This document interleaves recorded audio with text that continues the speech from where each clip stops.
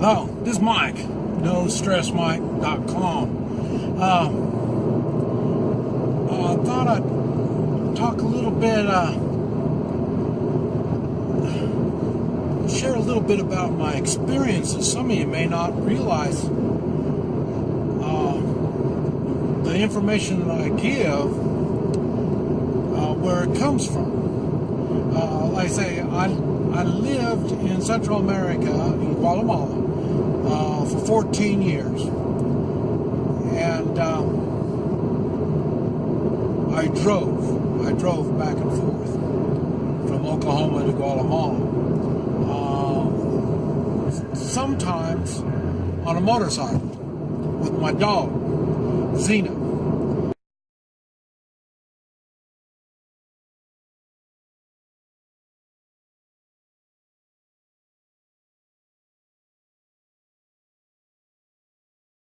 And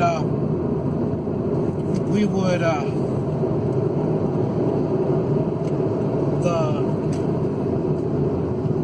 we're talking a road trip, one way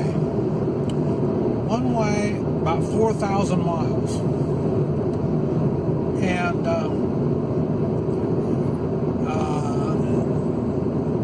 probably about half of that, well, more than half of that is in Central America and Mexico. So, and I do that, well, it's just in the last 7 years. I lost my wife 7 years ago. Therefore, let's see, 4 or 5 of those years, I would take that trip 4 times. I would cross, go back, cross, go back. It'd be 4 times a year.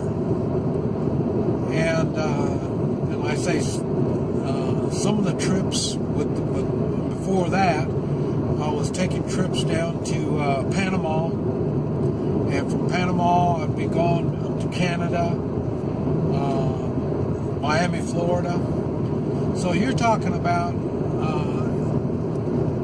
maybe 8,000 miles on one road trip, one way. So I've been on the road, and the things that I encounter when I'm on the road, we're not even, well, okay, we'll talk about the road hazards. Road hazards is, I mean, the roads, some roads are dirt roads or mud, depending on what time of the year.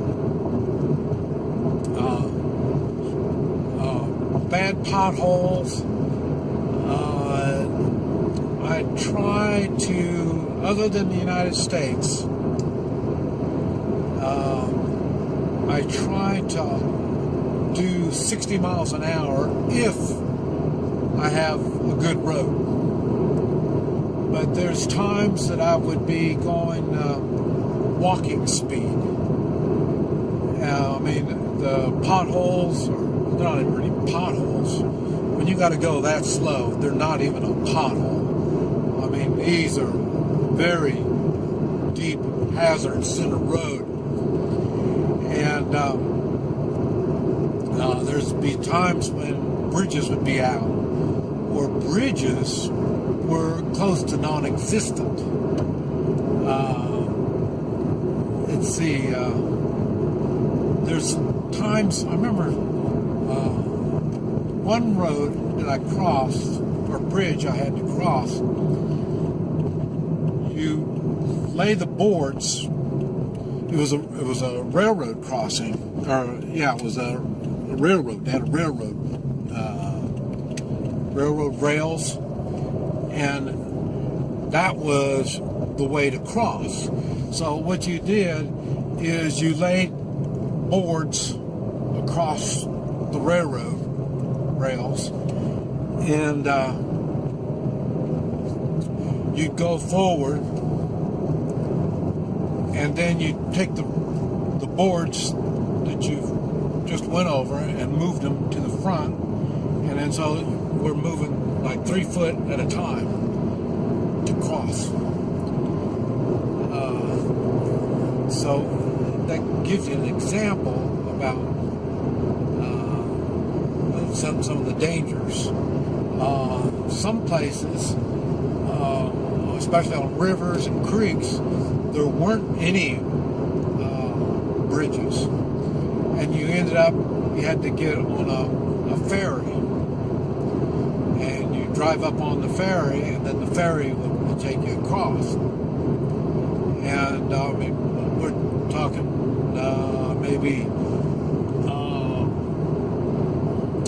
maybe 30 yards to maybe 100 yards wide that the ferry would have to take you across. Okay, so that's the road conditions. And this is in jungle, in desert, in the mountains, windy roads up and down.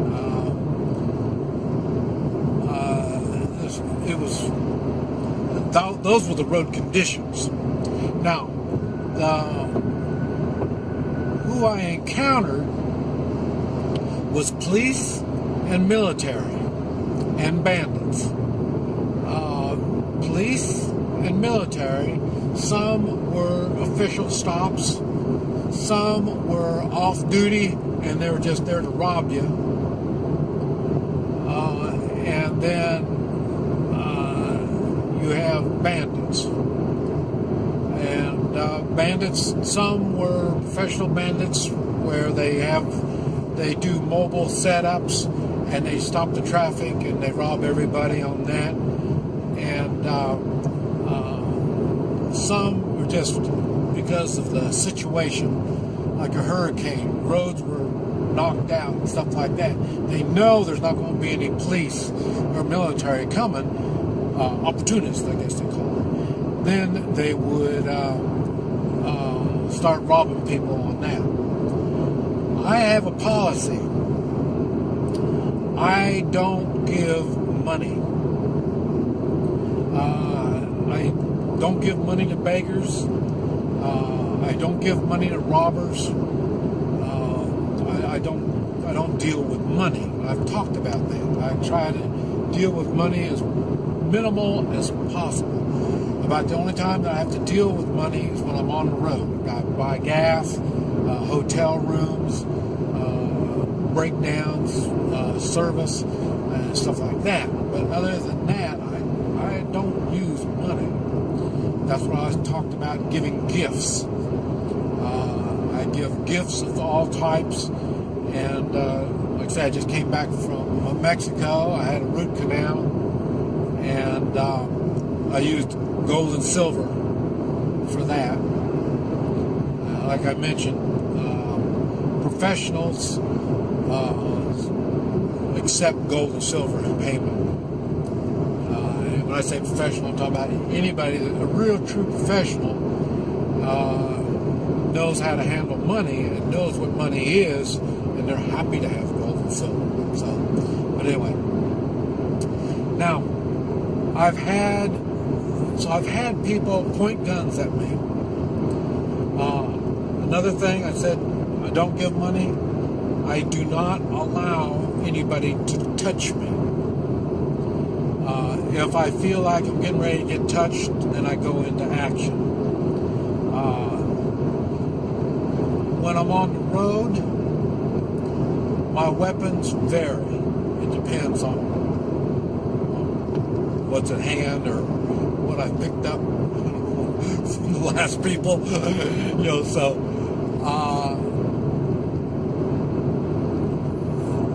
So I can't tell you a lot. I can't tell you a whole lot. The main thing I'm trying to get across on this video is I have travel experience. When I'm traveling down in Central America and Mexico, and you have drug cartel and all these kind of people,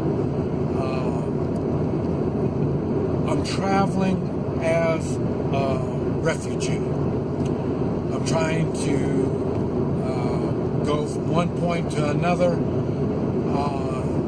But like I say, I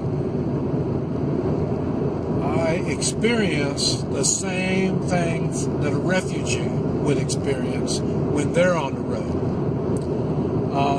The main difference is I've got a vehicle, either a motorcycle or a car or a truck or a bus. I've driven all kinds of vehicles in these conditions, and I know there's going to be an end to this. If I can survive the trip, I know there's going to be an end to it. That's pretty much why I don't really want to do this anymore, that type of road trips. Because every time I got to the end, I gave thanks to my God that I made it. Doing it one time, maybe twice, is an adventure.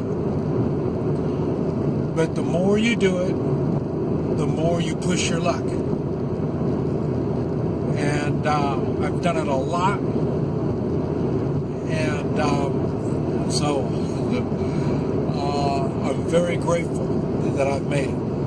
I've got stories that I tell about the different times I've been stopped and how I've handled it and stuff like that. So, but you have to understand, this is not a new thing to me.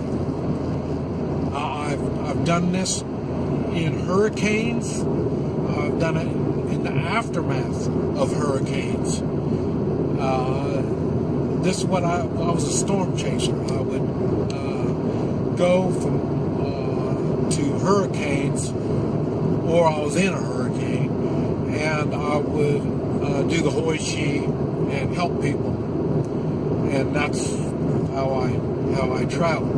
But anyway, I just wanted to let you understand why. Okay, no seatbelt. Okay, there's a reason for.